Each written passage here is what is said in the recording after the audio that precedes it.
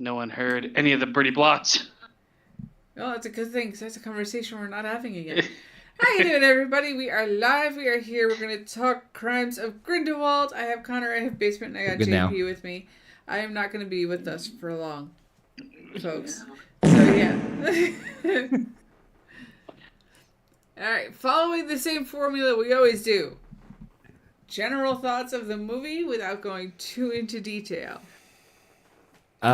First off, Heather, if you need to tag me in at any point to MC the stream, I'm just volunteering my services right here, right now, because I know Heather and JP have had a long day. We've had a long weekend. It was a good weekend, but it's been long. But go ahead. This one I'm definitely more sold on than the last. We were talking about this very briefly before we hopped on here. The last movie felt a little like head tilting for a lot of reasons, and we've talked about it at length before, between like essentially starting a new franchise and all this fun jibber jabber and all that stuff. This one, I felt a little bit more payoff because of the build up for from the first movie. Still a little weird. I think it's Newt. I can't get behind Newt as a main character, and it just there's a major story. I don't want to say flaw, but there's a major. Do you feel like he's like shoehorned into this movie? Yes. It's well, like, I'm not going to do it, so you're going to do it. Yeah. It's like, why are you picking this guy? God, it's fucking Office Space version of Harry Potter. It's like, hey, could you just go ahead and just kill Dumbledore or protect Dumbledore? That'd be great. Yeah, no, exactly. That's really, other than that, though, there is, like I said, I'm not trying to bash this thing, but I enjoyed this a major step up compared to the first one, but there's still, I have so many questions. So many questions. I don't think I'd go as far as to say a major step up from the first one. It is, I found, more interesting than the first one. But there's so many fucking subplots, and half of them I don't care for. Don't pay attention. Like Jacob's now not obliviated. We got that, whatever. He's in some sort of like weird, like fucking. Listen, I don't give a shit anymore. Roofie love fest. Listen, he was the best character in the first movie. I don't give a shit what sort of bullshit backwards story that you have to get back in here that I'm fucking giving. He's much worse in this movie than the first I know, but listen, I'm taking the fucking silver lining, goddammit. Now he's like dead weight. There's that subplot. There's the subplot of fucking, like, they're all like, I guess there's no like, the major plot is Grindelwald and what he's doing, right? And then all these other subplots below that. You've got Newt loving fucking Tina. You've got Jacob and Queenie. You've got Lestrange and Newt's brother. Mm-hmm. You've got there is no Pepe Sylvia. It's just like there seems to be a lot of like, and then there's this whole part with the circus, and you've got fucking Credence, and you've got the Snake Girl. There's a lot going on to fit like 7 different plots into one movie. Well, keep in mind who the snake. You know who the Snake Girl is, right? Yeah, I mean, there's a ton of fan service in this movie, a ton of it, and some of it's good. But now I'm thinking that immediately when I saw the Asian girl, that it's like unfortunately slowly turning into a beast. I'm like, okay, so now Neville kills a fucking Korean chick. And I love how JP just shrugged his shoulders like, what are you gonna do? I mean, I didn't pay too much attention to the subplots. The subplots took you off to That's the the entire fucking movie. I don't know. And then there's the gay fucking undertones of Grindelwald and fucking Dumbledore getting eggs together. Dude, are you eating ramen? Dude. There is no undertones. They got jiggy with it. All right? Yeah, it's just like it's shown in a way that they could show kids, I guess. Not just them fucking raw dogging it in the back. The guy's name is Tones. That's the only thing they're under. But so, are you done or are you good? No, go ahead. If you're not done, I'm sorry. So, what the positive to the movie? Even though it has all those subplots, it's still a bit more cohesive than the first one. It gets to like things that are a bit more important quicker. The visuals are great. Just some of the scenes where it's like really action heavy, they used too much fucking shit. Like I don't know what the fuck was going on in the beginning of the movie with the rain sequence, and they're all there, and there's like lightning everywhere. Like, maybe it was the way it was like cut up or something. I don't know. It was just like too much. Usually, I think it's overly reliant on CGI. That's usually what it comes down to. Is it 5 cuts where it's still cohesive, or is it 5 million cuts and not cohesive? And I feel like the 5 million and not cohesive is what I got more than anything else. And there's a lot of big action set pieces in this, and it's just all fucking special effects. There's almost, I know it's Harry Potter, but But even with Harry Potter, there were some practical effects used. Yeah, to offset, like they would use special effects when nothing else could get the job done. Yes. But that helped like me believe the world. This is like CGI at every fucking in every scene. There's fucking something computer graphics. Yeah, I how do I say this the right way? I could forgive this movie. I still enjoyed it more. I'm not gonna lie. I still enjoyed it a good more than the first one, and I think maybe because there was at least, like I said, a sliver of some like we had at least a little bit of build in the first one, as crazy and all over the place as it is, which I'm not disagreeing that it is, but yeah, a very conveniently written script. Where this is happening. Don't ask questions why. What fucking. I'm also not a big fan of Johnny Depp in this movie. You guys might be. I fucking hate. I will 100% agree with you. I'm not a huge Johnny Depp fan anyway. He does do okay, but he is not. He's supposed to be German. Separate the person from the actor, or a person from the all I see with this guy is a frosted-haired fucking Jack Sparrow. I can't. That's it. That's where I was right with you. I couldn't get past it. Yeah.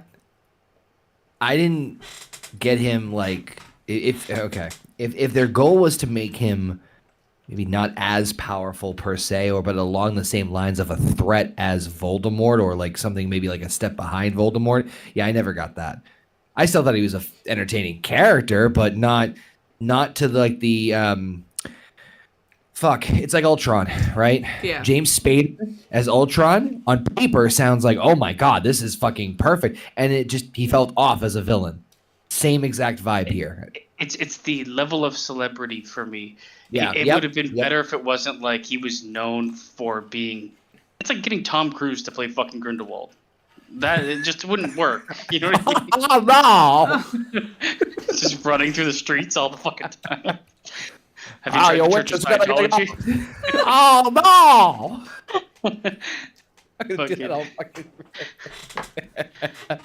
Buzz.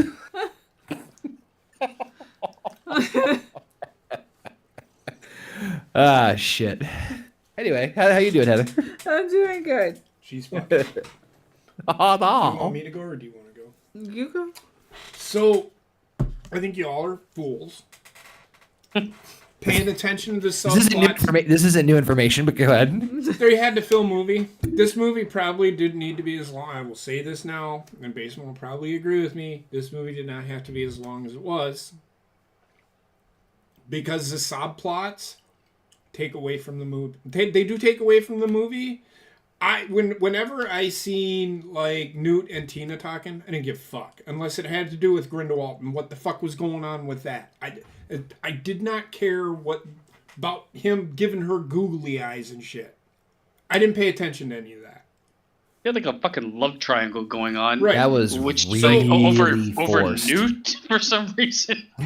But guy is fucking weirdest motherfucker ever. Yeah, so I didn't pay attention to the other shit. Is when it came to paying attention to what Dumbledore and Grindelwald were doing, or what, if they were involved in the conversation or they were being talked about, then I paid attention. This movie probably only needed to be an hour and 50 minutes at most. I actually agree with you on that. Honestly, the worst subplot, I think, I don't know if you guys agree, but like the Queenie Jacob, it was like, too much unnecessarily. Well, I've enchanted him, and now I'm a completely different person because I want to marry a Muggle. I'm willing to go with fucking the Nazis. Well, okay, so that is really the only subplot that I will tell you now, pay attention to, because it's the only one that really fucking matters. But it's not in the next one. You'll see. Okay. But fucking Nazis. What the fuck? I enjoyed it. It got to the point. This is what the first one should have been. I was saying earlier before I wasn't sure if you were here for that one, JP, but I said to Heather, there are parts of this movie, key parts that I wish were in the first one to build up Grindelwald more. I think this should have been the first movie. I can agree with you on that. I would have preferred this one too. Generally speaking. Because then you can build on it from there. Like the whole first movie, the only important thing it had to say was Grindelwald and Credence's connection and why he like turned on him. Well, but that's pretty much it. And that could be told in like 2 seconds. Grindelwald and Credence really don't have a connection.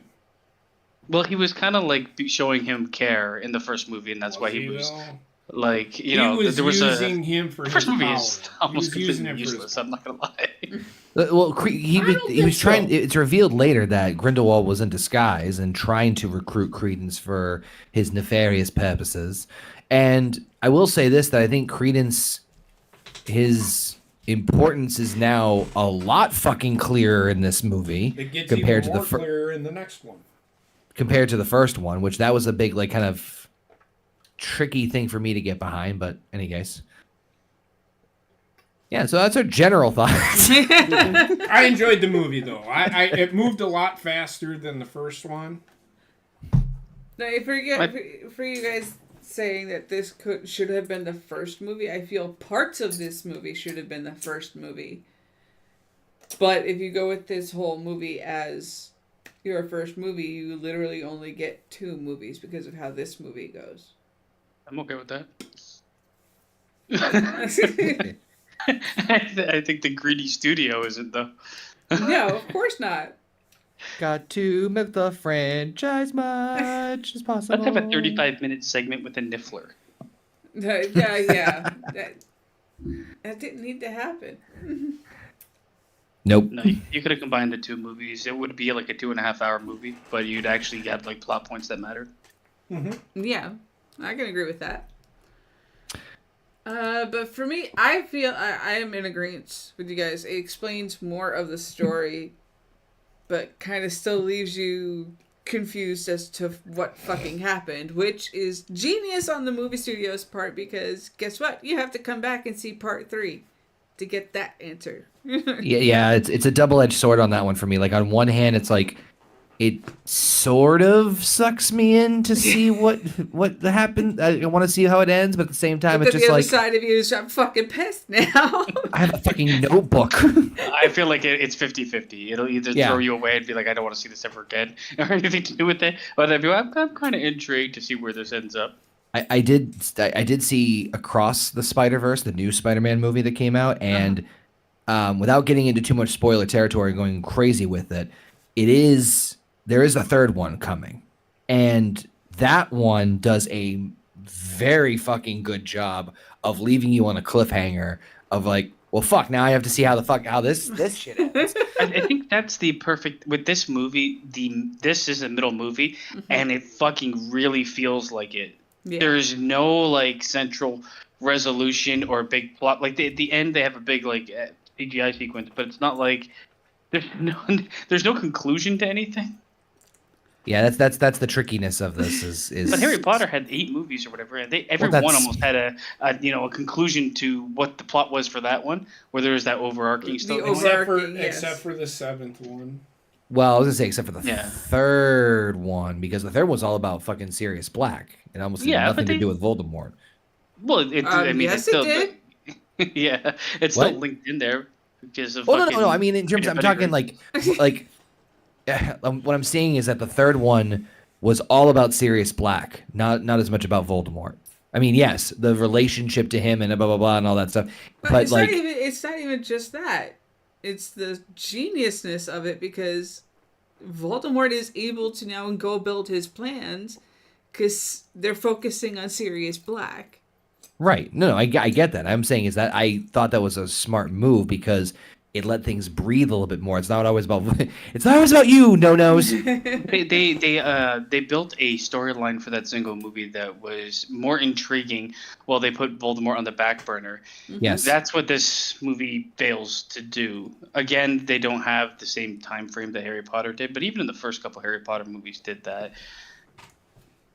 So I don't know. Yeah. I just feel like this movie, there's a lot. It's very meandering. It has its moments, but with that being said, let's jump into the plot here and get this review underway. Woo. It's kind of already underway, don't you think? Yeah, well, now we get to go into more detail. Alright, movie opens up in New York in 1927. Notorious dark wizard Gilliard Grindelwald is being imprisoned by the American Ministry of Magic. MACUSA president Serafina Pickery oversees Grindelwald as he is being transferred to London with one of her employees, Abernathy. As they became airborne in a carriage pulled by Thestrals, it becomes apparent that Grindelwald and Abernathy have switched places, as Abernathy has always been loyal to Grindelwald. Abernathy fills the carriage with water while Grindelwald diverts the Thestrals' path. They kill 2 guards while a third, Spielman, survives his fall. Grindelwald then proceeds to head out and find the rest of his followers. Yep, he killed people. He did that in the last movie. He killed What was over up with that 100 people fucking- in the last movie. What was up with the fucking lizard thing? I died laughing when he threw it out the fucking window. Too attached. I didn't know like its purpose and why. Like, was it like? Oh, Amber Heard. Was it like familiar or something? That's how she joined Aquaman. Yeah, that's how she joined. I don't know. This I actually really enjoyed the scene. I'm not saying I was like over the heels for it, but I really liked it. And this is one of the things I wish was in the first movie, because at the very least, this shows to us that Grindelwald is a threat. He's clever. He can be manipulative. He can be a dangerous person that they can't keep contained. Did anybody think that Spielman was going to fucking get by like a Jaws or a fish floating in the water over there? Or I thought the little creature was going to grow and eat him. What's the point of it? And that's why I was like, I gotta bring this up because I don't know what the point of the fucking little creature was outside of great chaos and distraction. He had a little fucking Hannibal Lecter thing on his face. He didn't pop out of the case. He like fucking I know, right? He was part of him or with him engaged. No, but he was in the case. And did did Spielman open the case, or did the creature burst out of there? I think he opened the case and then it burst out of there. God damn it! I have to go back. Okay. Also, he was in the prison attached to the chair underneath Grindelwald. Yep. Well, for some reason. Dumb. I don't understand why that was happening. Also, is this supposed to be fucking Abernathy Dumbledore? They never said it, but is that the character? Nope, because that is Aberforth. Yeah, it was brothers Aberforth. Okay. As opposed to Aberaffer. Or Abacus. Fucking names.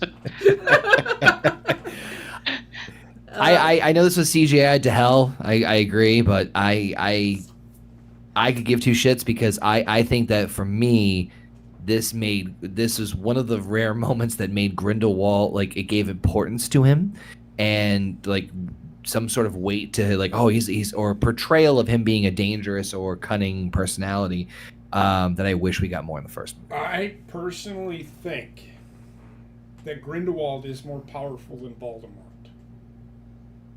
Why? Because he had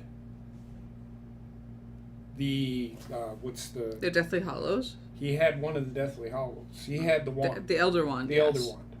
So he was more powerful than Voldemort was. I think if you gave Voldemort the Elder Wand and he properly owned it, that'd be a different conversation. But I agree with you that because that never happened, I could see, yes, your point. Did you get the Santa Claus vibes? The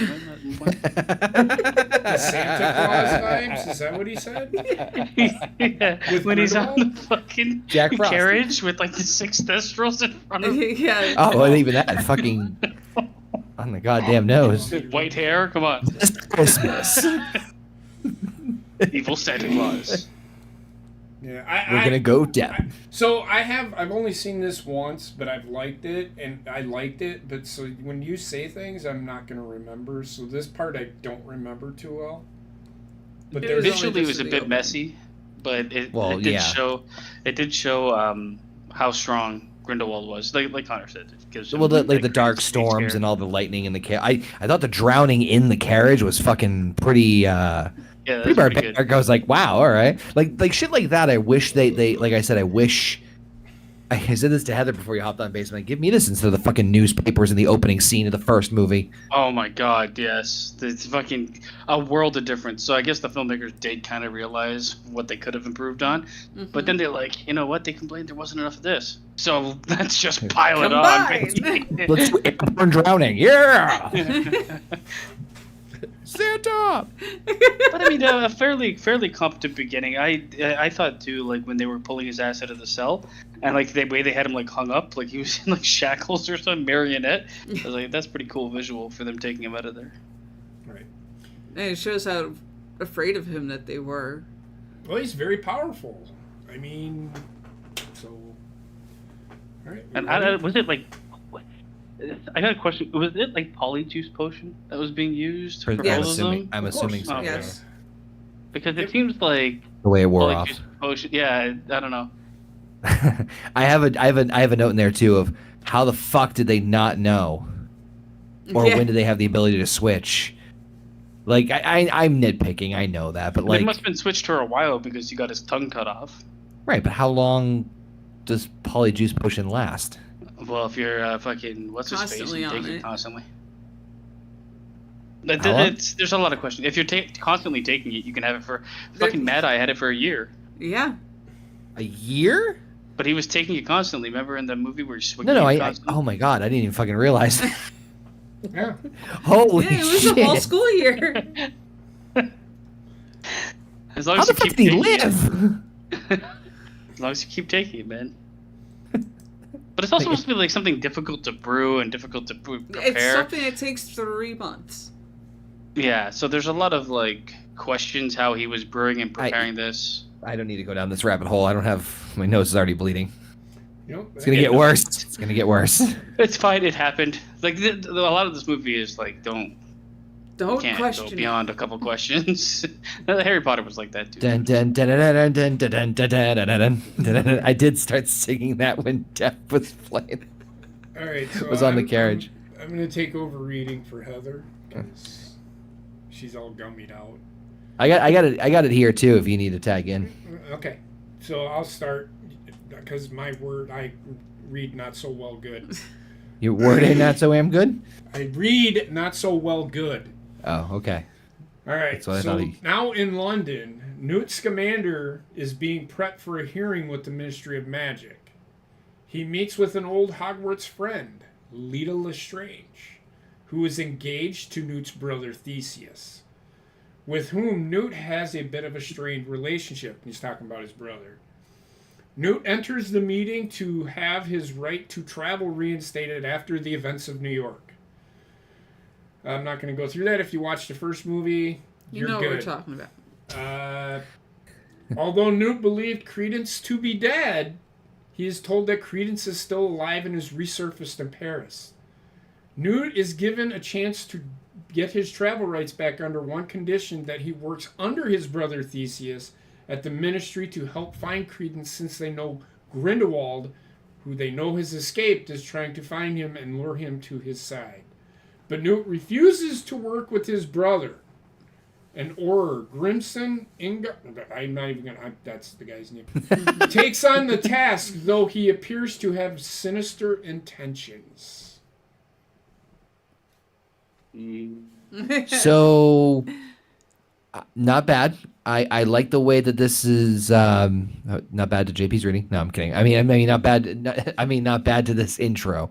like they're pretty much paying off immediately right where they left off, right? Like it's not like there's any time that's passed from what it looks like, or if there is, it's very, very few and far between. It's the span it would take to put in for transfer from one prison to another. Yeah, so it's not much time has passed from the first movie, which is appreciated. Question, and maybe I missed this completely. Did they explain how Credence is alive? Nope, and that was a big problem for me. It's not a big problem. That's what I thought. You have to remember he was an obscurial. I don't know if you can destroy him into a trillion pieces. Listen, I'm well aware of that. Stop. But visually, it looked like some shit happened. He was obliterated. I don't think you can destroy an obscurial. You can destroy the host, because didn't that happen to that he wasn't in host form. He was in obscurial form. I don't know what was he? Yes. I swear he was. Stupid whatever fart clap. He had changed back in because Grindelwald started his shit. So either way, they're like, he lived. Moving onwards, I'm like, okay. So he survived. It's just very much like. Wish there was a line. Moving onwards, or like a little clip of how he fucking survived. Anything. Nothing. Like no. I know. So like now, like if at some point in time in the series, when he or if he dies, I'm like, yeah, you'll come back. It fucking angers me when movies do this, because then it just fucking pulls the carpet out from the last movie. Well, what they should have done at the end of the first one is they should have had him show up in Paris. And that would have. This reminds me of the fucking the third Batman movie when he flies a nuclear bomb into the fucking water, and then he ends up in Paris smiling at fucking mashed away. I'm just saying. You don't need much of an explanation. Just have him show up in Paris. I'm not upset that they didn't I'm not upset that he's alive. Baseman is. I'm not upset that he's alive. He just give me one line. Just one line. That's it. We showed him dying in the last movie. Despite your best efforts, he's he still is alive. I'll fucking take that at this point. The body was destroyed, but the obscurial rebuilt it. Or anything. There's just nothing. They don't say anything at all. That's really the more, I think, frustrating part for me anyway. But anyway. Okay, decent setup. Hates his brother. Fuck him. And it's Odd Couple. How does nobody not notice fucking Grindelwald? This fucking albino freak walking down the fucking middle of the road everywhere. Santa's gone missing. I think Grindelwald did a pretty good job of. I don't know. They didn't show him traveling very much. Well, when we meet him in, I think it's Paris at this time, he's walking down the middle of the street with fucking 18 robes on, fucking different color eyes, white as bleached skin, and bleached hair. Oh, look at me. The most wanted wizard in the world. Might as well have a fucking red arrow pointing to his head while he walks around. I'm not Tom Hanks. No, I didn't mind this, but decent setup. But yeah, just the stupid itch at the back of my brain of just not giving more about Credence's survival. And I get it, just yeah.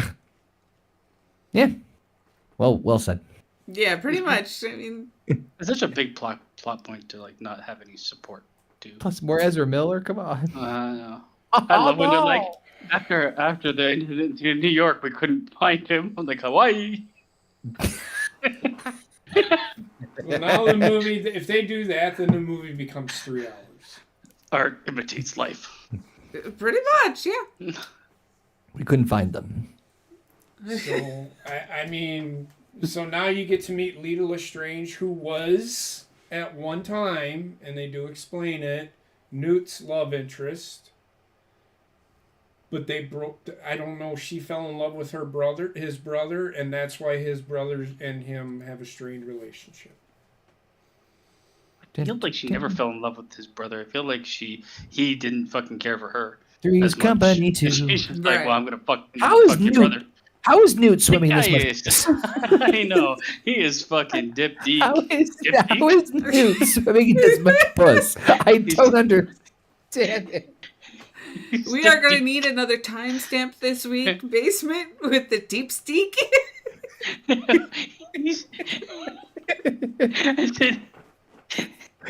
He's Dip Deek.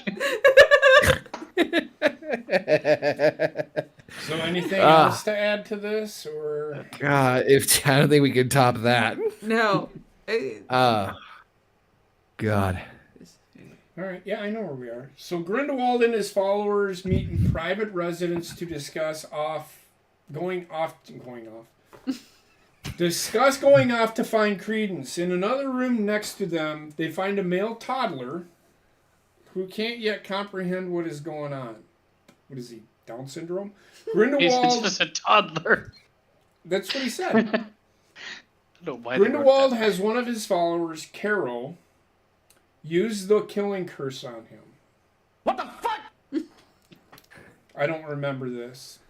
It had happened. So the killing curse is Avada Kedavra. They never say it in this movie, ever. Nope. No one says anything except for fucking... what is it? Not the fucking come here. Accio? Yeah, that's Accio. You thinking Alohomora? Alohomora? No, Accio is what they say a lot in this movie. It's pretty much the only fucking magic words they say in this movie. Right. I don't remember this scene at all. Yeah, they kill like a family that's living there, and then they forgot that there's a toddler there, and he gets his because they're like gonna stay in that house right while they're in Paris. Okay. It's to show that he has no mercy. Okay. Newt leaves the ministry building and finds a glove tapping him and pointing at him to meet on top of the building. He grabs the glove and is apparated to meet his former professor, the great Albus Dumbledore. They meet privately as Dumbledore also tasks Newt with going off to find Credence in Paris, since he may be in danger or be a danger to others. He also leaves Newt with a card with an address for a safe house in Paris. Newt is reluctant to take on the mission, but Dumbledore informs him that it must be him since Dumbledore cannot move against Grindelwald. Okay. I have a huge... This is a pain in the ass for me, because this is everything I'm frustrated with the Harry Potter character times fucking 10. Because as much as I don't hate Harry Potter, I don't hate his character, but the problem that I have with sometimes the way he was written was that he is the fucking chosen one when it's only because of certain fucking conveniences and stuff. It's like, you must be the one to destroy Voldemort. And it's like, there's really not any specific, to me, there's not like really specific reasoning other than the fact that he survived whatever, blah, blah, blah. This is like that times 10 because you have Newt who's drowning in fucking puss, and then all of a sudden he's like, "Oh, I can't kill Grindelwald. You're the next best thing." And it's why I don't like Newt. I get the Harry Potter one a lot more because he's technically hiding part of Voldemort's soul, and unless you destroy that, destroying Voldemort would just have the part that's in Harry take him over. Mm-hmm. At least that's what I got from it. That's exactly. But the Newt thing to me is like, you're telling me you don't know anybody else. Like the Harry Potter one, I'm kind of nitpicking, right? I get that, and at least they had a somewhat tangible, solid reason why he needed to be. I kind of like squeak at it a little bit, but fine. This one. Why? I get why they explain at the end of the movie why Dumbledore has to have somebody else, and we get the resolution. Why Newt? I'm going to tell you why Newt. Is he the main character? Remember in the first one he had the other Obscurial, right? Yep. That's why. Nobody else knows how to handle an Obscurial like Newt. Oh, okay. It makes a lot more sense. That's true. Because that's what he's hunting, technically. Correct. But at least say that in the movie. I got it right from the get because, okay, so Credence is an Obscurial, and if you remember in the first movie, he contained that other Obscurial, right? So yes. He is the only one that... Dumbledore can't move against Grindelwald. Got it. That's the plot of the whole fucking thing is Dumbledore cannot move against Grindelwald unless something happens. And I guess the reason that it skewed me a little bit is because I saw it more the way this scene played it out was you're going up against Grindelwald. Not that I mean, yes, he's doing both technically speaking, but the way it was presented in the scene to me was that it was more so of, you must move against Grindelwald because I can't. Not that which he's also going against Credence too. They but could have really used a little bit more explanation yes. as to why this had to happen. And yes, you could put it together. JP put it together, but I wish that they did say, "But why me, Dumbledore?" Oh well, you've been able to control them in the past, but that kid died. You gotta remember, I believe in you, Newt. He did say he was reluctant to do it. I don't know if he explained because the kid died the last time he tried to. Yes. But this is that's essential. Instead of fucking showing fucking nifflers move through the air at 1/1,000,000th the speed, give us the fucking plot points that make sense. They do that, and they do it again. It's so frustrating when but it's actually I saw that with funny the little baby next ones. time they do it. You see it in the third one. It's fucking hilarious. Why? You'll see. Why. I feel like I want to say it's like that. What's that? Mean Girls. Stop trying to make Niffler a thing.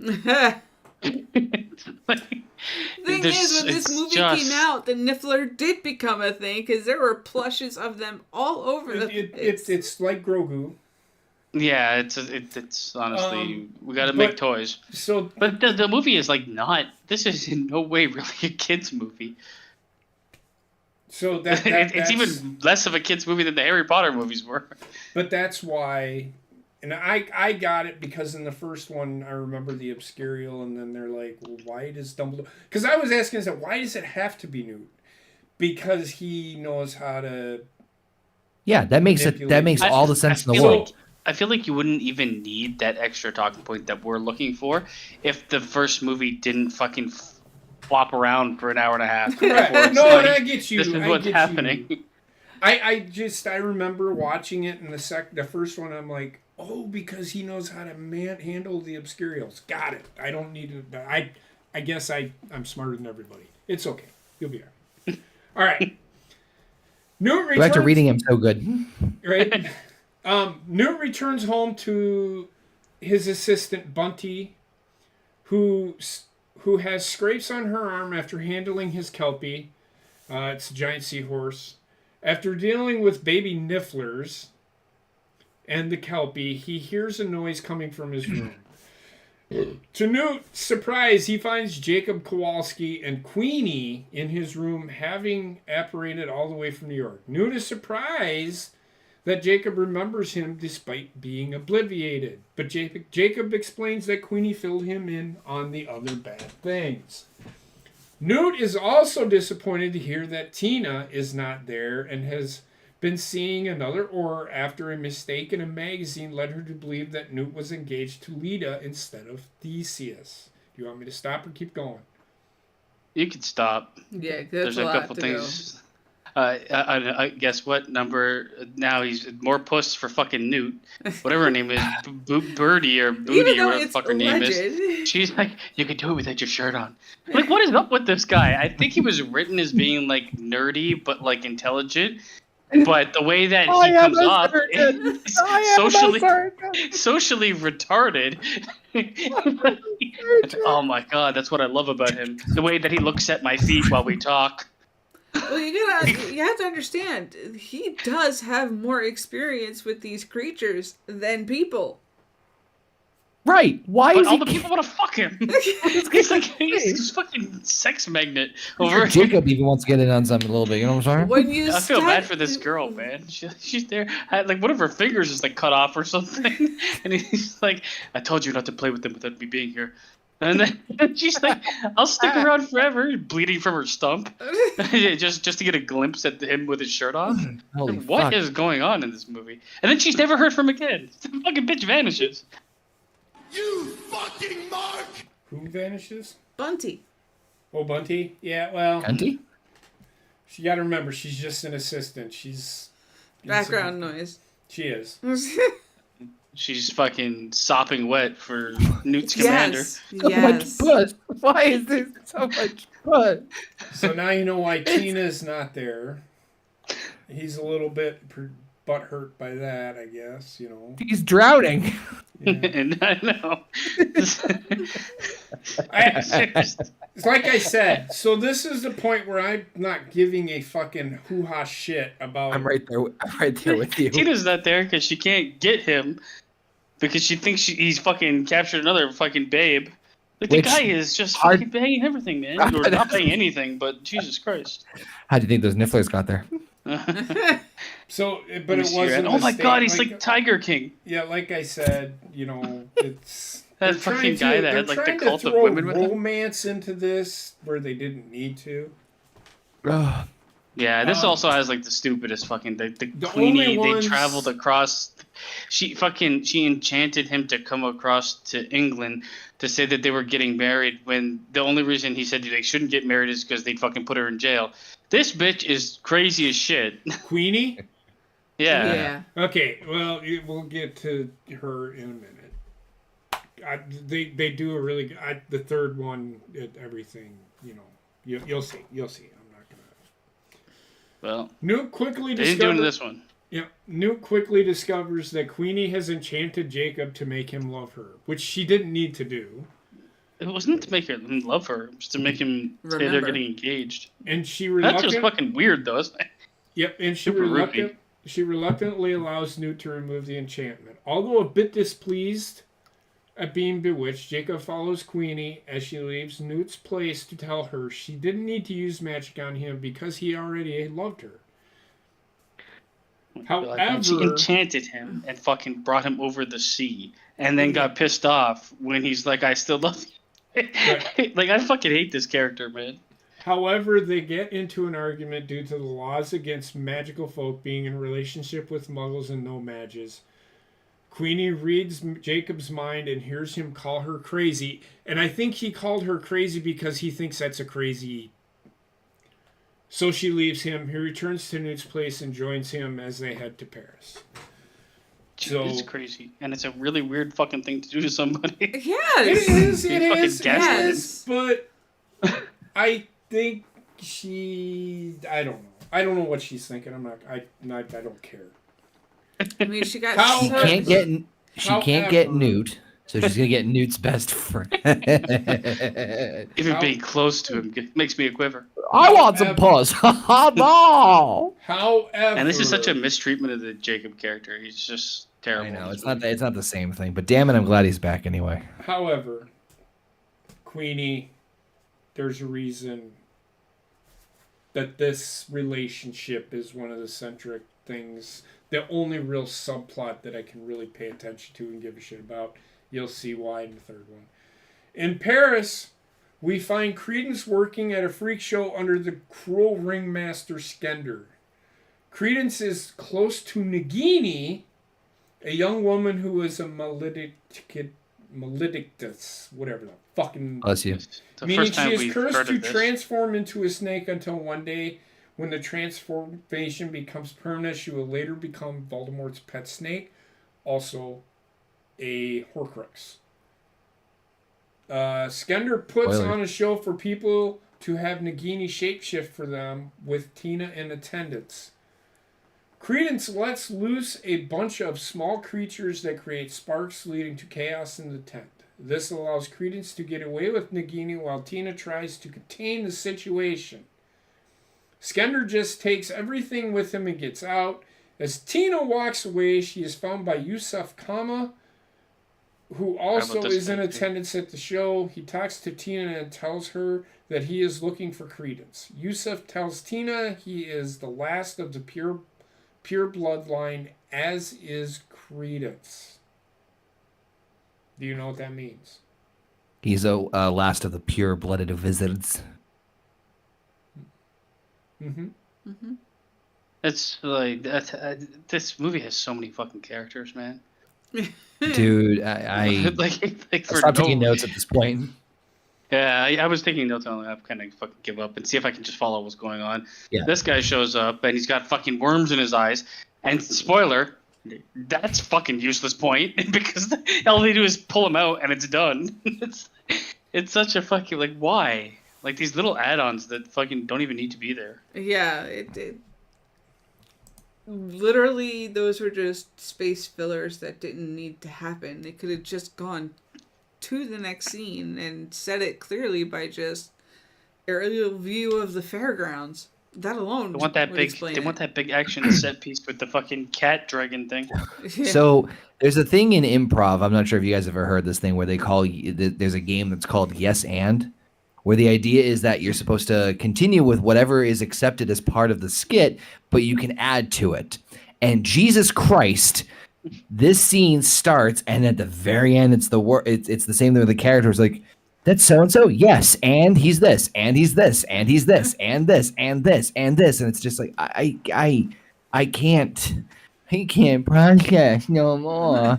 I also feel like the Harry Potter world in the original movies works so well because though there was a lot of magic, there was restrictions to what magic was shown and what magic was expected to be in there. In this, they add a bunch of things where it's like, oh, you're cursed, you're eventually going to turn into a snake, and there's apparently, from what I got from it, there's a bunch of people that have that issue, or would have that issue where they eventually turn into a beast. That's an interesting curse, though. I do like the concept of it because there's a lot. It's such a little add-on that I would like to. That I would prefer to hear more about than it just be like, and this is happening.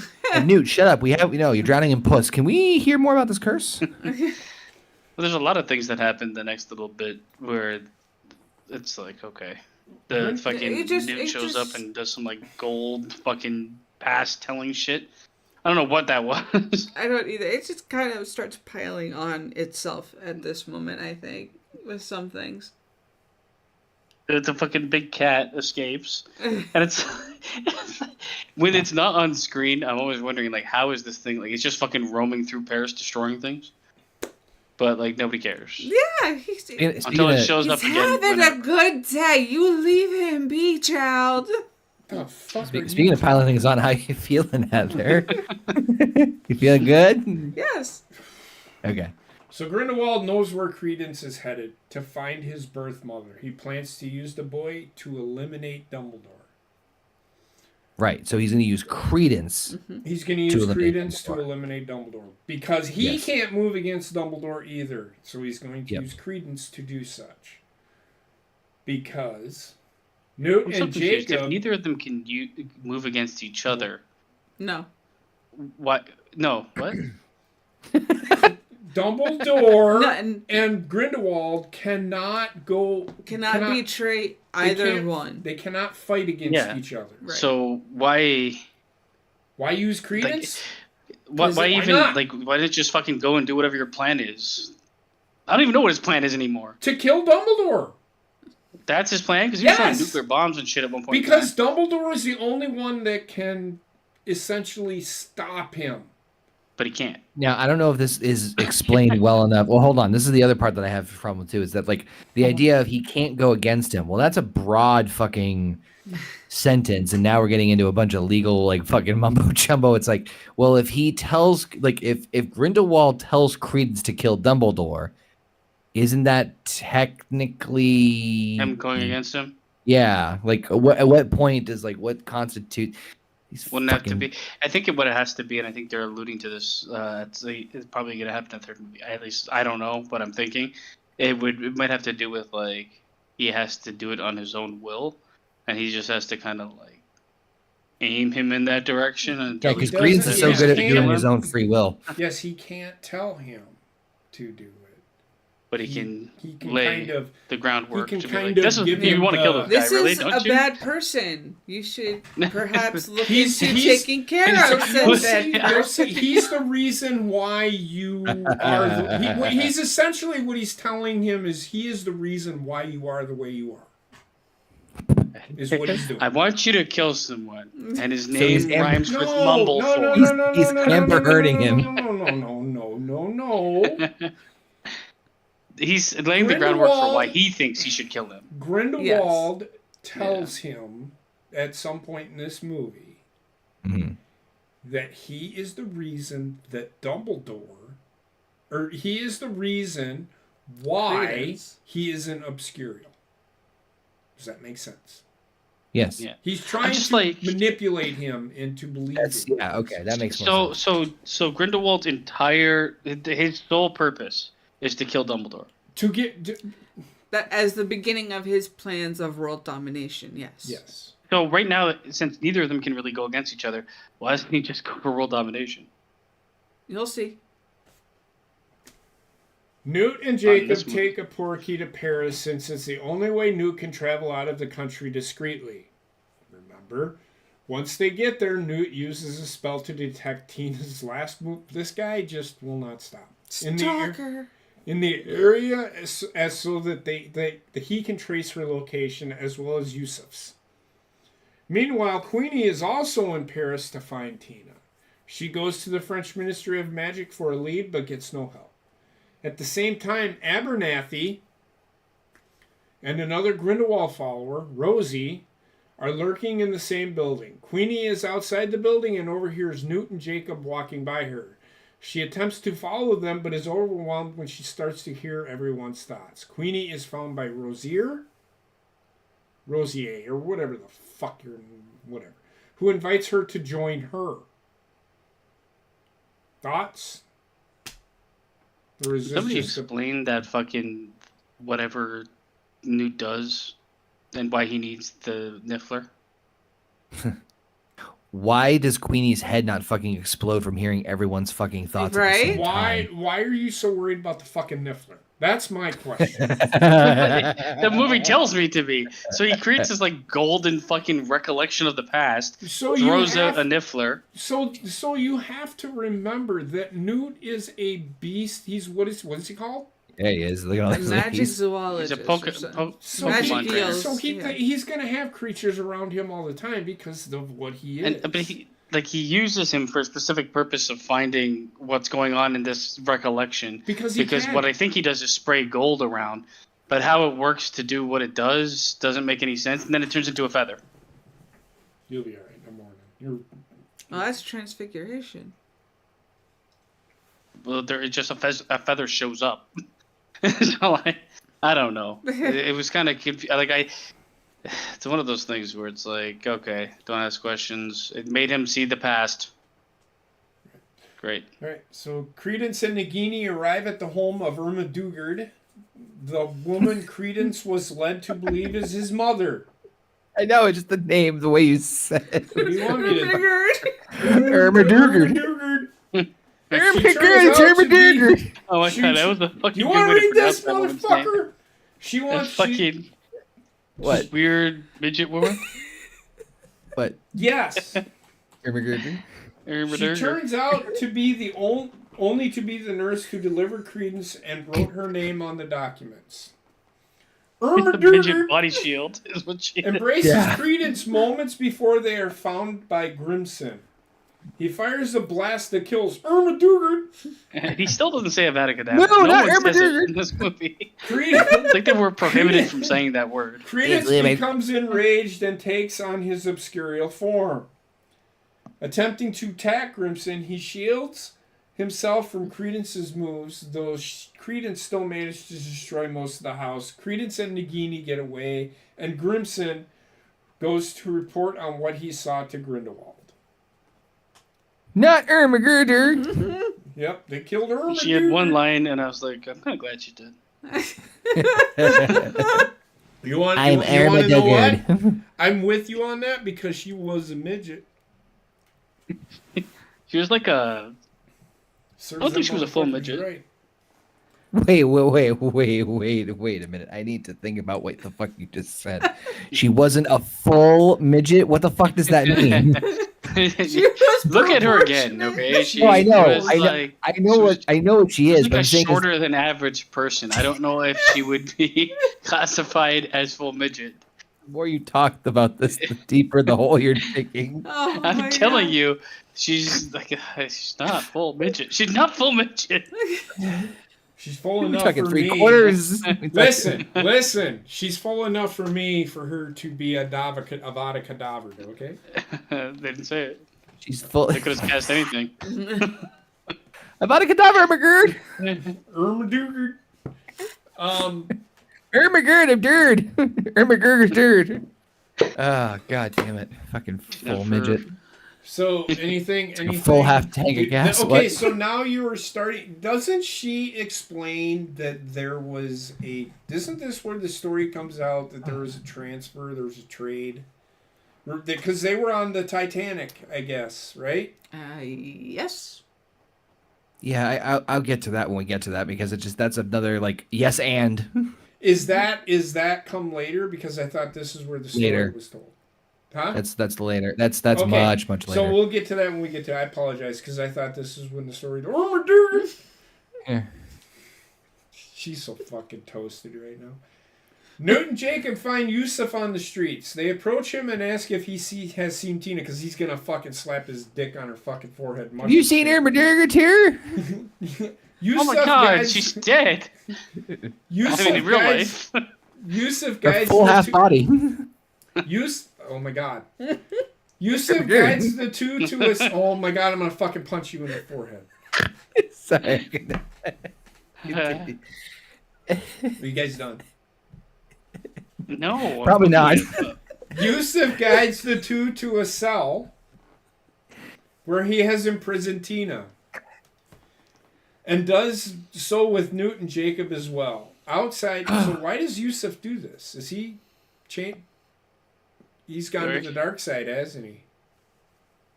Well, yeah, they'll explain in a moment. Outside, outside, and this is where your thingy, basement, the zoo, a large cat-like creature is on the loose. Because Irma Duger's dead. The three managed to free themselves and to subdue Yusuf so that Newt can go out and lure the Zulu with a toy and keep him in his briefcase with the other fantastic beasts. Because Irma Duger is dead. Irma Durga's a dermers. I'm looking up Irma Durga. You guys go ahead and discuss. Daniel Hughes had notably landed a small role in Fantastic Beasts. I laughed. Poor Irma. Oh, and JP is leaving. I'll be back. I love the Zoo. I think visually that's one of my favorite creatures. Yeah, I think most of the creatures look pretty interesting. I didn't care for like the elk thing with a gigantic mouth at the beginning. Yeah, I think it was whatever kind the of fuck fucking that weird. thing was. But like, yeah, this is a cool looking creature. I didn't care for the fucking worm eyes because what's the fuck's point? Mm-hmm. They wasted screen time and I'm taking like eye drops to prevent it. Then he just fucking passes out from it. Where you could have just fucking Petrificus totalis. Totalis. I want more of her. I want a spin-off of Irma Durga. No, Life and Times of Irma Durga. Don't go far when you spin her, but you know. This also just completely fits in with the form of I'm going to over-explain everything, but not what you really wanted me to over-explain. Yeah, there's a lot of like time. They put more time on things that are unnecessary and less time on things that are necessary. Irma Durga. He was a half elf or something. They said. What's with this half shit? Like I'm getting. What are you against? Like. You like her full body? Like I don't think there's a full midget. What the fuck does that mean? She's half elf. Health. Health. Health me. It was a hot health. Because Irma got it. And imagine at this point, imagine the porn in the wizarding world. Yeah, Newt would be fucking Ron Jeremy. You'd have giants and fucking Irma Duger. knob goblins. A giant just squashes Irma Durga with a giant log. I'm almost there. All right. Anything else? God. I don't remember. We contributed nothing to that paragraph. Continue. I don't even know what he fucking said. I was looking up Irma Durga. At Hogwarts, Dumbledore's defense against the dark arts class was interrupted by Torquil Travers. I don't know some of these fucking names, man. Just, you know what? Eat a dick. The smartest one in the room. You gotta be able to get this shit. That's how the name is said. It's just you say it, and it's just like bad lip reading. What? From the British Ministry, Dumbledore sends his students out with Professor McGonagall. Travers asks... Name drop. Travers tasks Dumbledore with taking down Grindelwald. He knows that the two of them were once close like brothers, though Dumbledore states they were closer than that. They were getting jiggy with it. Mm-hmm. When Dumbledore says he cannot fight Grindelwald, Travers tells him he can no longer teach Dacta, the defense against the dark arts.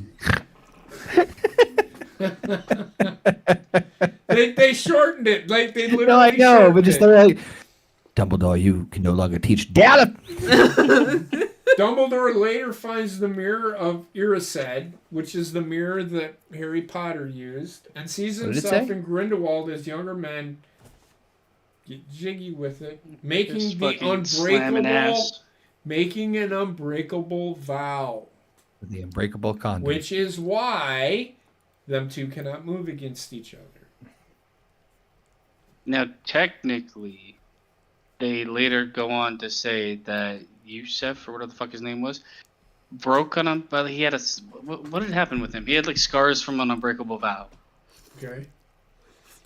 But like, I thought it killed you.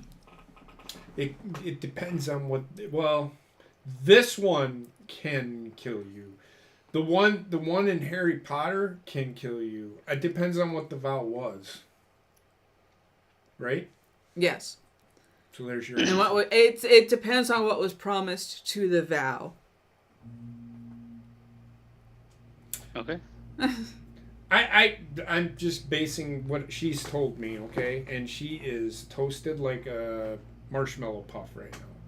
In more ways No, they than didn't one. even fucking hide the like gay undertones. Oh no. They're like it's making okay, hands though. together. But I was thinking, like, you know, a lot of these movies tend to be like, we're not gonna show too much because we can't release it in China. Well, yeah, of course not. But you know what?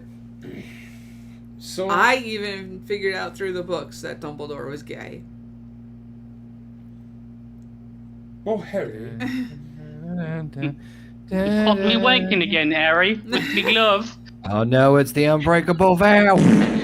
You know he used that glove for fucking nefarious deeds. Fuck you. We catch up. Are we good? Is there anything else? Wait, I should have used this for fucking Ermagerd. That's a huge bitch.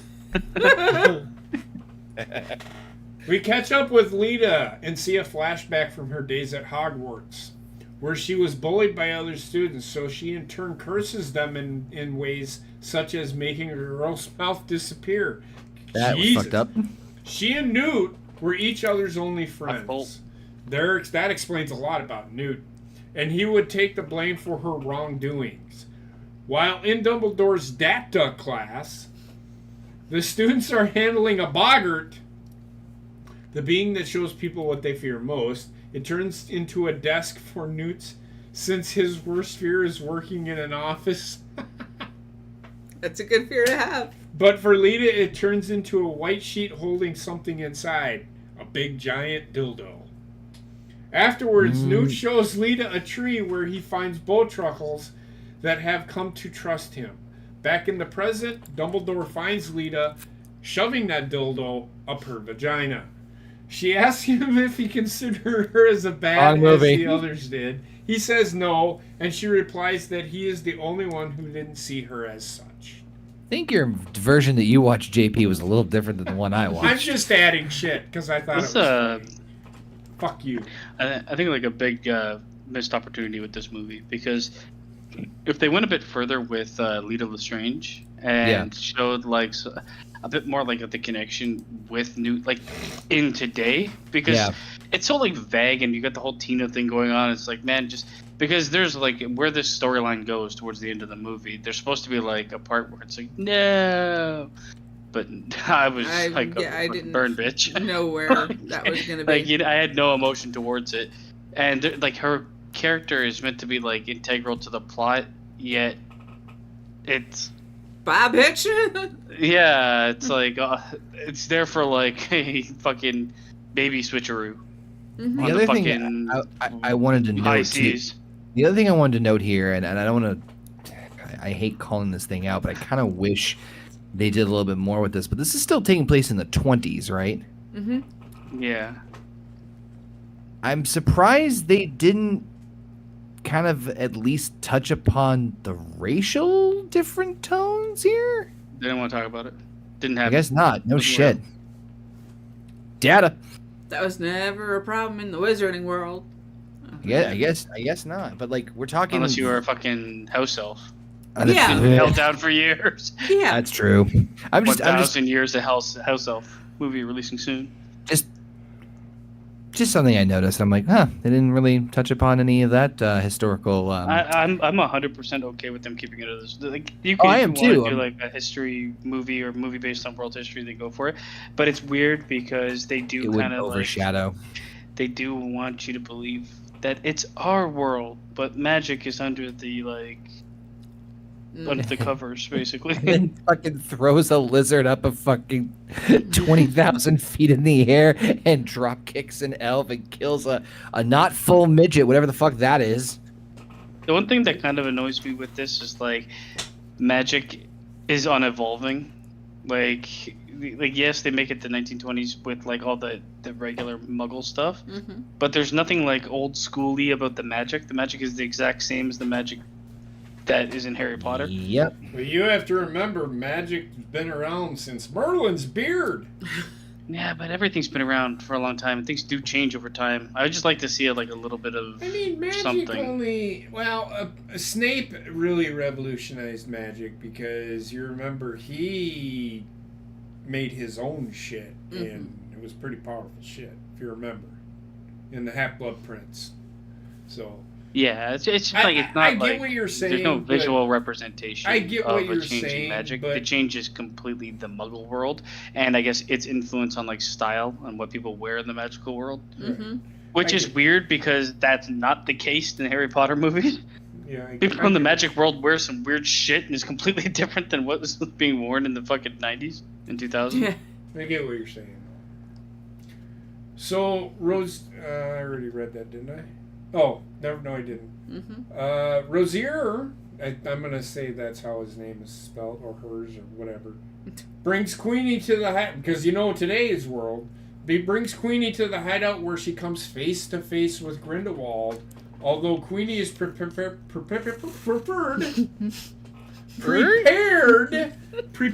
to defend herself against him, he calmly speaks to her and entices her when bringing up the matter of loving who she wants to love. This is where I have a problem with this, because Grindelwald is telling her she should love who she wants to love, but she's in love with a Muggle, which he hates. Like she just seems swayed way too easy in this scene, and it's fucking annoying because I'm assuming like she can't read his mind. Oh, he fully knows. I think they're showing how powerful Grindelwald really is. Well, they did say earlier that he is very suggestive, so they had to change guards and things like that. I wish they kind of alluded to like a magical level of suggestion that he would use, so that it would be a bit more believable than just be. Because what he says is like, you know what? I think you should love Muggles. It's like, oh my god, I'll follow you to the end of the earth. So, we know what happens then. Newt, Tina, and Jacob take an unconscious Yusuf. I'm gonna go Yusuf. Back to his place. Tina wants to question Yusuf since he might know the truth about Credence. They look into his eyes and see a parasite in there. Newt and Tina manage to pull it out. I mean, just fucking gouge his fucking eyes out and pull out the fucking thing. Tina plans to take back her information to the Ministry, appearing to still be agitated with Newt over not telling her about him and Lita. Newt explains the confusion from what she had read. Now, I don't know what, Just then, they look up at the sky and see what looks like black drapes sweeping across the sky, indicating that Grindelwald is summoning his followers.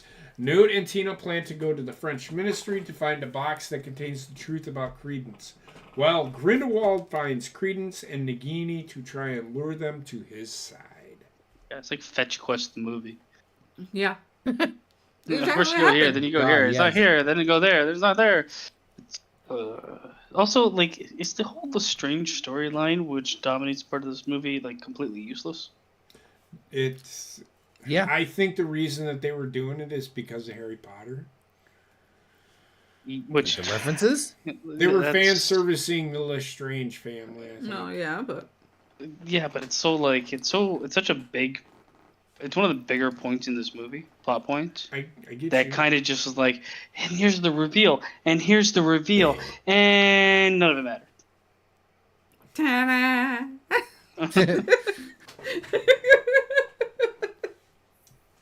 Distraction. That's all it is. Right?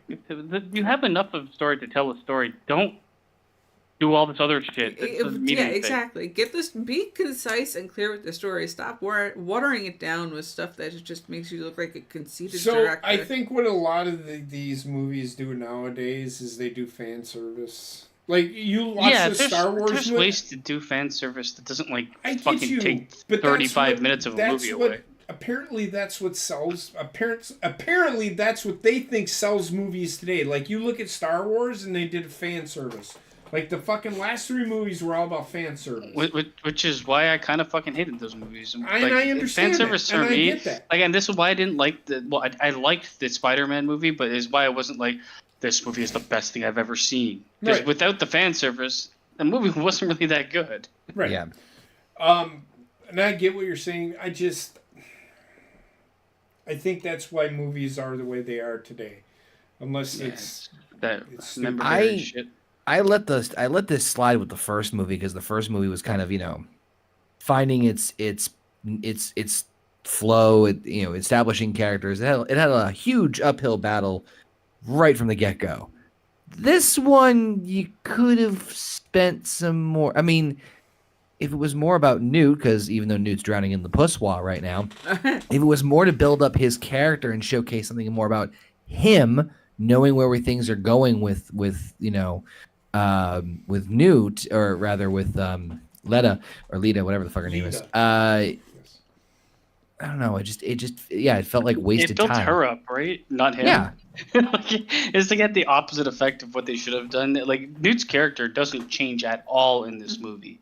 He is still fucking boring, fucking asshole that everyone wants to fuck. I just don't get. He's boring as fucking the next one too, but that doesn't make him not a central character. I mean, at least Harry Potter was boring until he became kind of interesting when things started to kick off. So don't make your hero fucking the worst thing about the actual movies. And choose between Tina or Lita in this movie. Go with one or the other, because having the two go at once and doing all this, they did backstory for fucking Lita.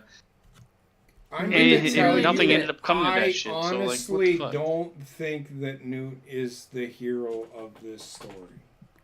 Then this story is fucking terribly written. Because you have a hero-less story.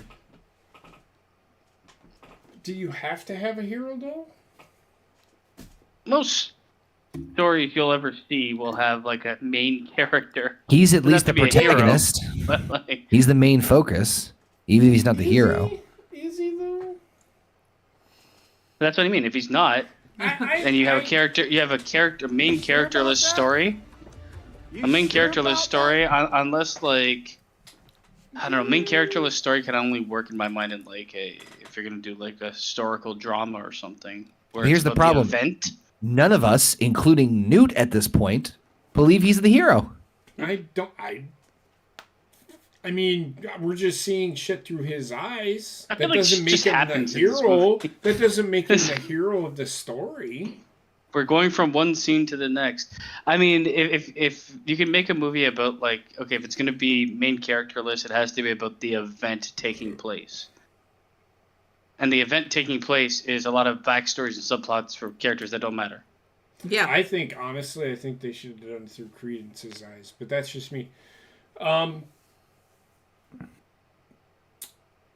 Jacob is left alone in the house where he meets a famed alchemist, Nicholas Flamel. If we all remember Nicholas Flamel, he was from the Sorcerer's Stone. He was mentioned, and he was the one that you could make an elixir from that stone, and you could live a long life. He shows Jacob a crystal ball where he sees the whereabouts of Credence and Queenie.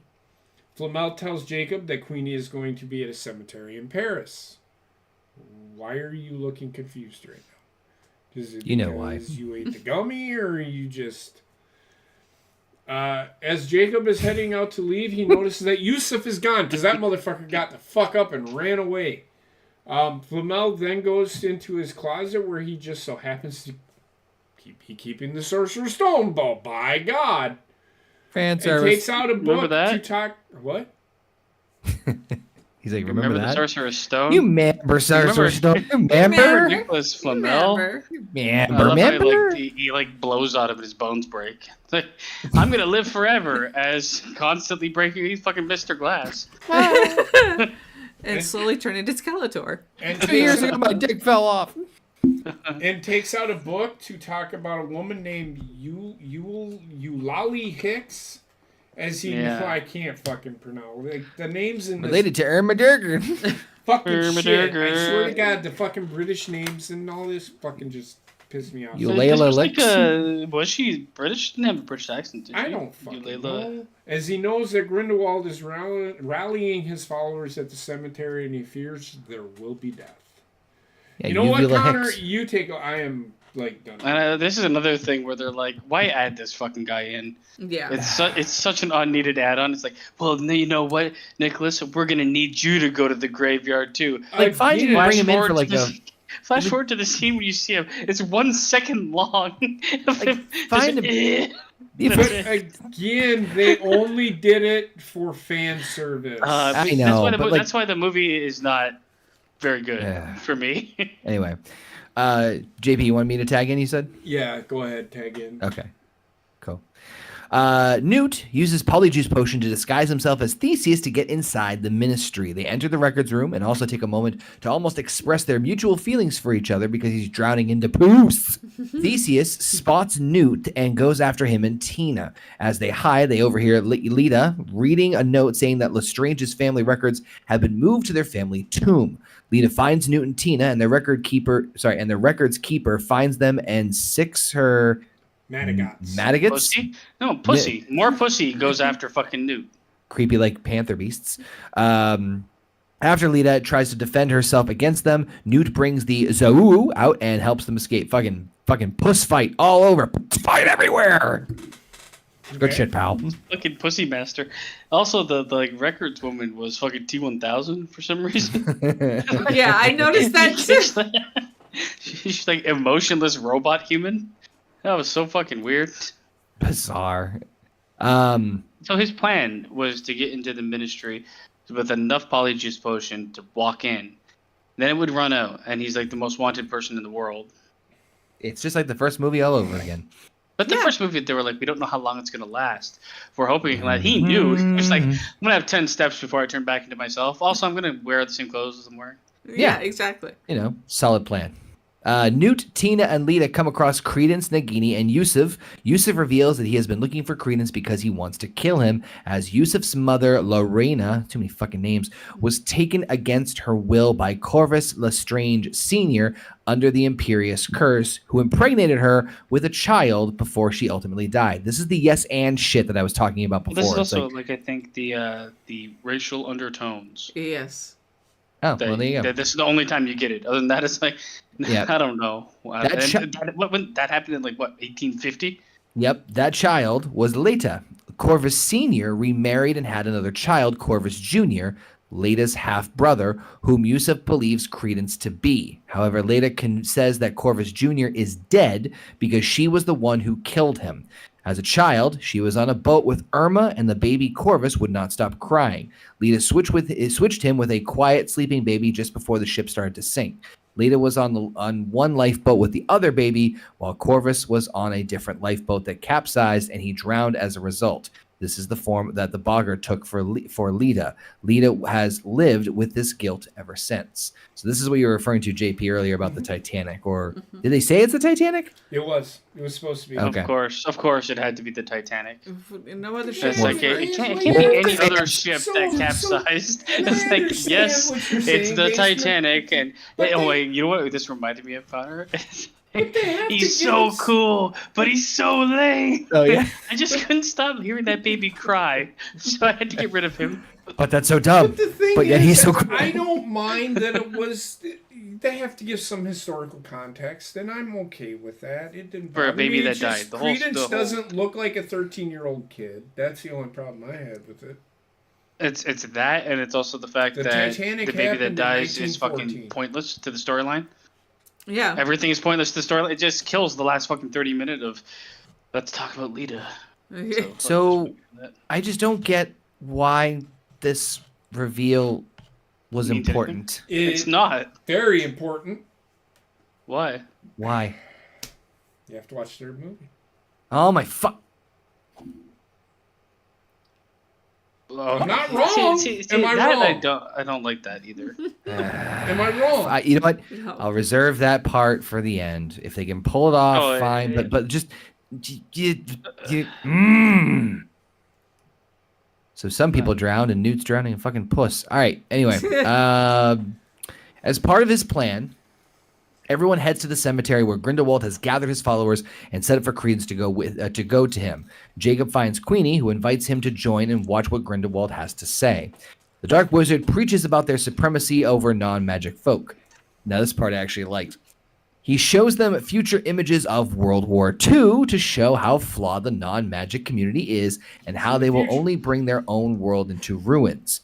Theseus leads Ministry Aurors there to stop them, along with Newt, Tina, Yusuf, Lita, Flamel, and Travers. I really don't know what good Flamel is going to fucking do to you, but whatever. He's practically walking dust. Well, Nicholas Flamel is about as dust will powerful. blind He our is a enemies. very powerful wizard. He's probably up there with Dumbledore and Grindelwald.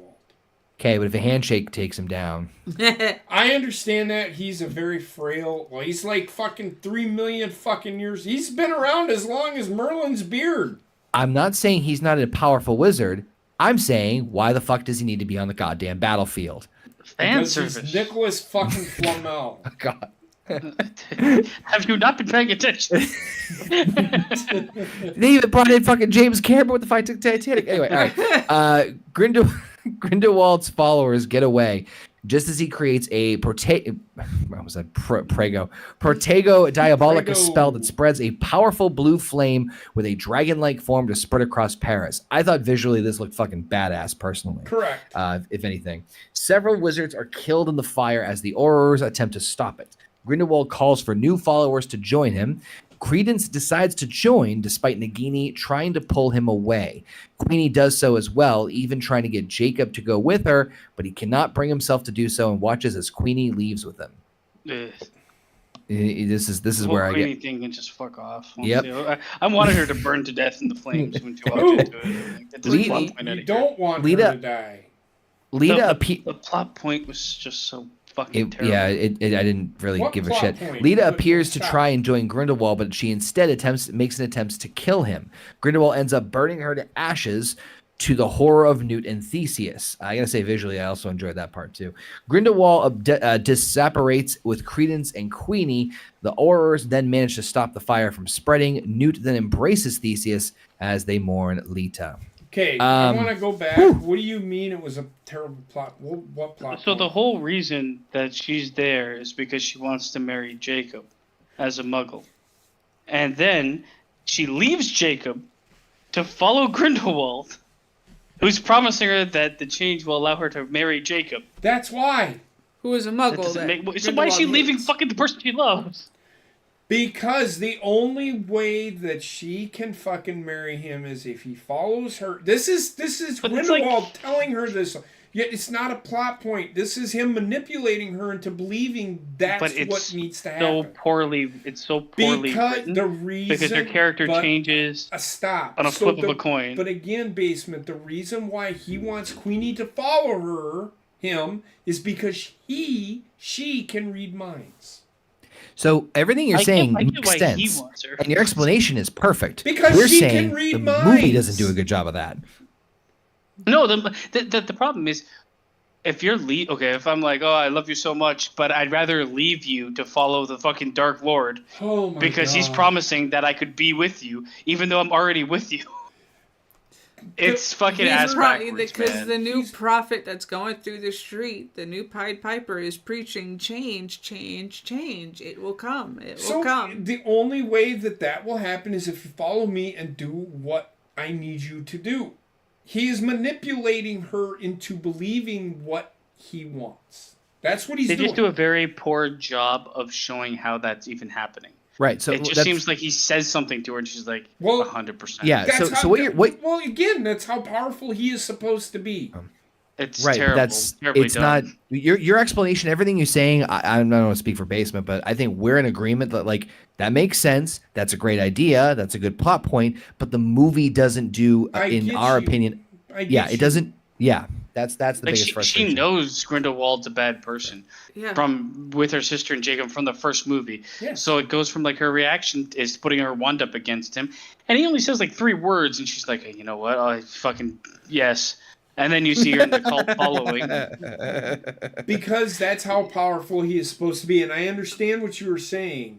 That is him manipulating. He's a very manipulative, and they do say this. He's a very manipulative wizard. I get what you're saying. Fuck it at this point. I mean, he could just walk into a room and be like, everyone stop breathing. And they'll all stop breathing because that's how manipulative he is. It's the same fucking shit. He talked to her for 1 second and she can follow him to the end of the earth. But you have to be, but the thing is you have to be strong-willed. You have to be strong-willed to not give in to him. I mean, Queenie did come off some bit of an airhead sometimes too. She is not as always strong-willed as he is, as like Newt is supposed to be, or Theseus, or Tina. I think that's what they're giving off. She's not as she's very easily manipulated. I think it was a rushed job to attempt to create. This was the problem. Tension with people defecting to him. Yeah. This movie suffers from that almost every plot point, every subplot. It's like nothing has enough time to grow, so that things just happen, and you just have to accept them. And when you're supposed to have like an emotional reaction as a viewer, you're not going to give a flying shit about anything that's happening. Yeah, and that's the way I felt for pretty much everything that happened towards the end here. Yeah, and this is the big problem. Credence following him. Didn't care about fucking Queenie wandering in the flames. Didn't care about fucking Lestrange getting torn into bits. I gave Credence. She's probably still alive. I gave Credence a slight more of care, but that's only because we had the build from the first movie, and it's only it's a hair. It's a hair. I'm not saying it's much, but in any case, to just wrap up the ending here of this the summary.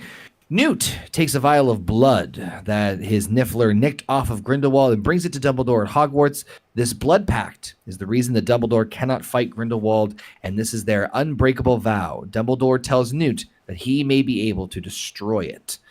Grindelwald then brings Credence and Queenie to a new hideout. He tells Credence his true name, Aurelius Dumbledore, making him Albus's brother. Grindelwald tells Credence that only he can destroy Dumbledore. Credence then tests out the strength of his power by blasting the side of a mountain. So he is a Dumbledore. Credence is a Dumbledore. Mm-hmm.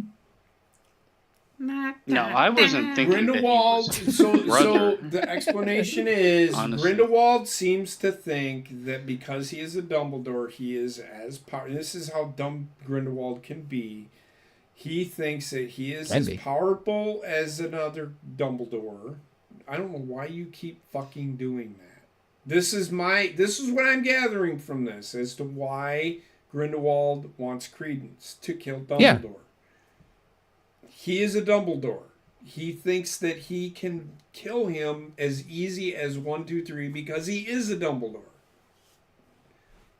He's gonna gain. He's gonna gain his trust. That's what they should have done. Is they're gonna get him to gain Credence to gain his trust, and then he's gonna kill him. It is like a pretty far reach from how the first movie ended, where Credence was like, this guy was horrible to me. And like fucking ruined my life and tried to kill me.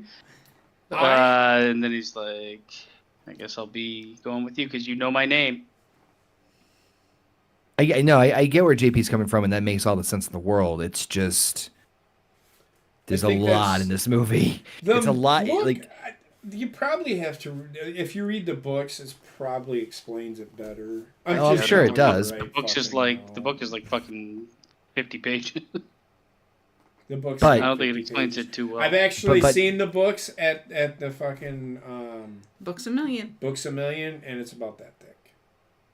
Okay, so regular. Okay, but my point is that the ending of this, particularly for me in general, was tough, and it was tough not because I thought it was bad per se, but it was I almost got a headache trying to keep up with everything.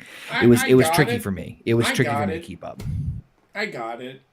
I did. I kind of figured I where got they what was were going on. I was kind of confused though why he like turned around and was like, I'm gonna blow up this fucking mountain. Because he wanted to show how I hate powerful. Paris. They said you just said because he wanted to see how powerful he was. Ugh. But it's kind of like that moment of, oh shit, my dad's a god?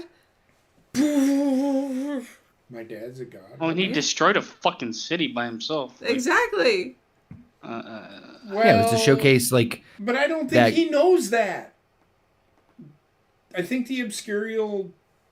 I don't know. I think you're reading way too much. To me, it was like some of the things are the head scratching to me, and like the why they present them the way they do. So, I think the reason they they did it for a showcased the ending visual. the way they did was because they wanted to showcase that Credence It's very powerful. had. No, well, we know he's powerful, but we now know that he has, or we presume that he has control over the power. I think he just has magic, is what they want to show. Or they that never too. showed him with the wand before. Right. True. Yeah, that could be it too. But it So was just like, okay. It's just, I don't know. It just wasn't for me. But anywho, And then shoot final it off thoughts and across the board elsewhere. and rating. Yeah, I got everything because I paid attention to the first one. Like, am I wrong in this? Everybody's like, oh. No, it's not that you're wrong. It's not even that your points are like. It's not that to me, and this is my personal experience. The movie's trying to cram so much into one movie that it softens the blow on certain things that should have more weight to it than others. The first movie did the same thing. And I will say this: I think that these books should have been made into. They would have been better as A series. Yeah, that's what I said about. Yeah, that's what I was saying before. So yes, cramming everything into a 2.5 hour movie is not a good idea. I think cramming everything into a 45-minute episode over 7-8 episodes would probably be pretty good.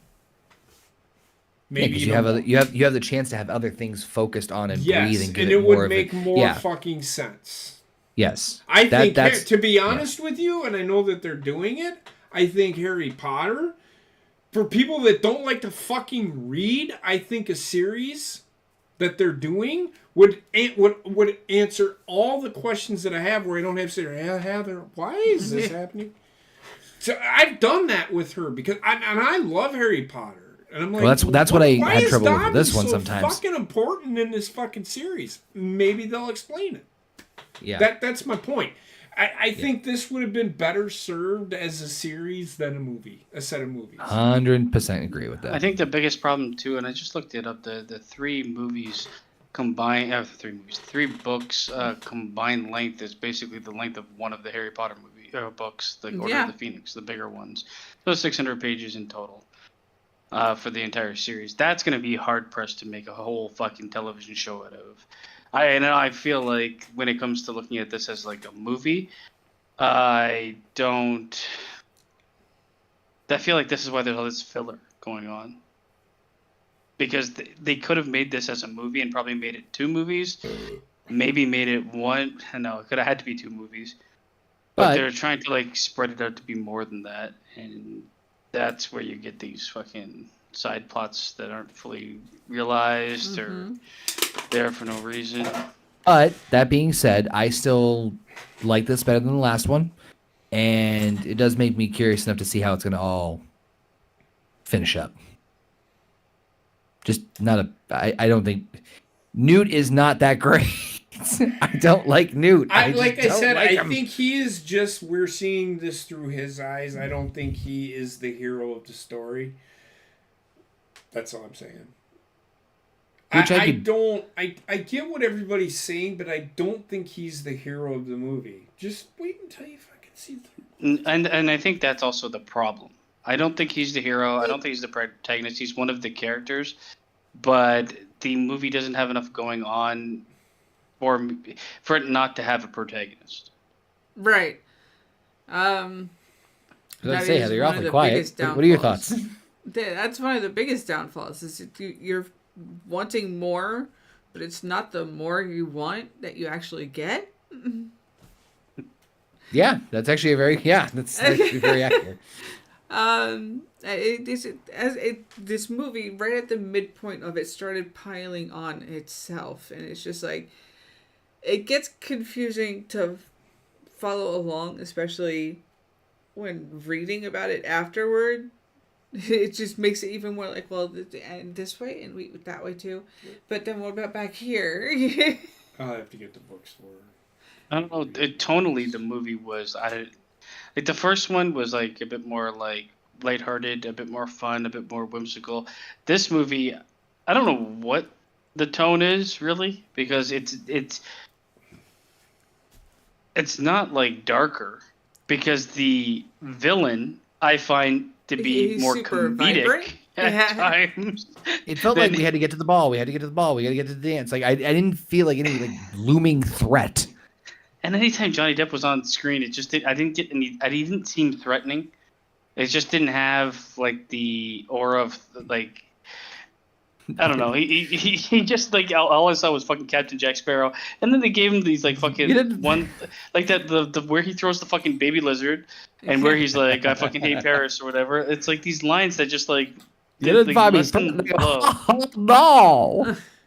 I didn't find myself like bored per se during this movie, but I wasn't very intrigued. It was okay. I would give it a 6.5, 7 out of 10. It's right up there.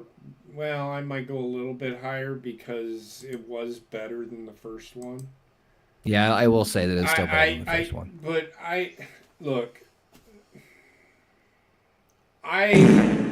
you have to remember, I didn't mind the story. I really didn't. It's hard for me to explain because a lot of people like The Boys. We can sit here and talk about The Boys. Oh, it's a great series. I watched one episode of that. And I'm like, this is the dumbest fucking thing I've ever fucking seen. That's why it's great, because it's so fucking dumb. And it calls its own shit out. I did not. The thing is, like, was not entertained pretty by that intriguing show. themes. The Boys. Some of the fucking content is stupid as shit. And I'll agree with you there. And I hate the fan base. But I like there's good themes to it where it fucking pokes fun at the real world, and also there's like intriguing character depth to fucking terrible people. Yeah, it makes you love them on some good ungodly the character reason. depth in The Boys is 1,000,000 times of what you get in this movie. Yes. These are paper thin characters I honestly think they are just. With this series of movies, they're just trying to tell you the story of Dumbledore and why he does what he does. Why he does what he does, I guess. I don't fucking know. That's what I'm getting out of this. That's why they made these fucking movies. Did they do a good job of it? Yeah. No. But I think that's the story they're trying to tell. But Dumbledore isn't in it very much. Again. Yeah, he's gay. The thing is, if the story they're telling is Dumbledore and Grindelwald, then why the fuck is like I've watched 4.5 hours of this shit, and 4 hours of it didn't feature either of them, and it was about bullshit I don't care about. A bunch of fan service to bloat the runtime because they're not committed to telling a story. They're committed to fucking shoehorning in as much you know what fucking Harry Potterisms that they can. You know what they're committed to between Dumbledore and Grindelwald? Blood transfusion. Emotional damage. I mean, you're 100% right. I mean, there is an intriguing story there if they wanted to tell it, but they're just like it's like they get to a road sign and there's like fucking they just decide to go every way but to the main fucking storyline. I agree. But I mean, yeah. I'll give it a score. The first one I gave a 5. So this one, I'm almost tempted. Like, I actually think I like I don't even know anymore. Whatever I gave mine I'm gonna go 5. I'm gonna go 5.5 on this. Okay. I think I gave last one 6, so I think I'm gonna go 6.5 on this one, just because that is a hair above the last one. But yeah, Heather. I mean, it's landing where a lot of Marvel movies land for me. Yeah, this one's very middling. It's very middling for a middling movie. I'll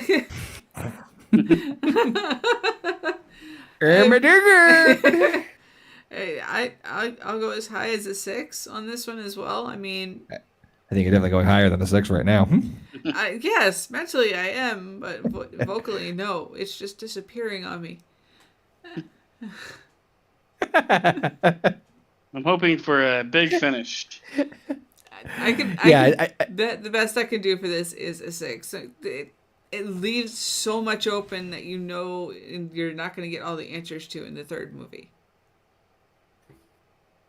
Hooray. They also don't answer anything in this movie. What? At all. Oh my god, I quit fucking doing movie reviews with you. I really do. No, but like it's still it's part of a trilogy. But every fucking movie franchise that exists usually has like a standalone plot point that resolves at the end. Yeah, this one you're just left with that. It's because they're making another fucking movie. I know, but look at all the other fucking movie franchises. So again, like you said. Even Fast and the Furious fucking has something to resolve. Again, like you said, imagine you do this. Take book 7 and book 8, or well, not even book 7. Take part 7 and part 8, so Deathly Hallows, and just put them all in one fucking book. They were one book. They were. That's what this is. They're telling an entire story. This could have been done in like 2 movies. Like you said, I agree with that. It's just there's no standalone nature to this film because this one had taken place a year after the events of the first one. Correct? Those 2 movies could have been together. The last one could have been a movie all by itself, and it probably would have only needed to be. And I can tell you, it's probably 2. I think it's 2 hours and 20 minutes long. It probably only needed to be an hour and a half, an hour and 45 minutes. To be honest with you. I guess we'll have to see how. If you only watch this movie, you'd be like, "What the fuck is going on? There's nothing I care about." But if you watch the first 2 together, back to back to back, and watch them and I think they probably could have done better with 2.5 hours. Then I would believe it would have been a 2.5 hour movie. Fine. The last one, which would be the next movie, which is called The Secrets of Dumbledore. We know what his secret is. We do, but do we? So that movie would have been a standalone, and you probably could have done an hour and a half, 2 hours at most. That would have been probably a perfect. Still say the whole thing should have been a series. I agree with you. That should have been 2 movies. I don't think I don't think it has enough. Well, I don't think it has enough source material to be one season of 6, a series of 6 episodes. Yeah, maybe I can get behind that. Depending on the character, you know what? A limited TV series of like 8 episodes and done, and not another season after that. No. That I could get behind. No, I think that probably would have been better suited. Got it, and I agree with that. All right. I guess that does it for Fantastic Beasts: The Crimes of Grindlewald. How you holding up, Heather? You good? I'm good. She's Fuck. I'm ready to go lay down. I can tell you that much. She looks like she's Thank you all for tuning in. Appreciate it as always. You make sure you download us on your favorite podcasting platforms. We got Heather, JP, Basement, and myself here for your entertainment delight. Wednesday, you guys are going to watch me suffer through more Crash Bandicoot, right? I will be there as well. Oh, great. This is the way. I will be there. All right. It's very There on loose. Friday. I'm going to be busy doing nothing. No Friday, no Saturday. No basement. No. We will No, be there you got to give me if your we are going to. card. I can understand No, I if will. we don't do anything them nights, but... Well, Friday. Friday. Well, I'm just saying if we decide... Well, it's just like the TV title. If Stone Cold wins, nothing happens except he wins the championship. No, honestly, go ahead with. Okay, so... God damn Shit, it, my card. motherfuckers. Like, really? Night, y'all. On that note, night, y'all.